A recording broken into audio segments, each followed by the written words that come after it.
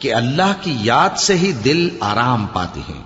جو لوگ ایمان لائے اور عمل نیک کیے ان کے لیے خوشحالی اور عمدہ ٹھکانہ ہے۔ جس طرح ہم پہلے پیغمبر بھیجتے رہے ہیں اسی طرح اے نبی ہم نے تم کو اس امت میں جس سے پہلے بہت سی امتیں گزر چکی ہیں بھیجا ہے، تاکہ تم ان کو وہ کتاب جو ہم نے تمہاری طرف بھیجی ہے پڑھ کر سنا دو۔ اور یہ لوگ رحمان کو نہیں مانتے، کہہ دو وہی تو میرا پروردگار ہے، اس کے سوا کوئی معبود نہیں، میں اسی پر بھروسہ رکھتا ہوں اور اسی کی طرف رجوع کرتا ہوں۔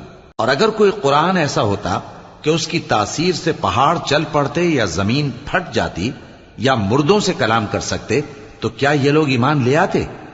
بات یہ ہے کہ سب باتیں اللہ کے اختیار میں ہیں۔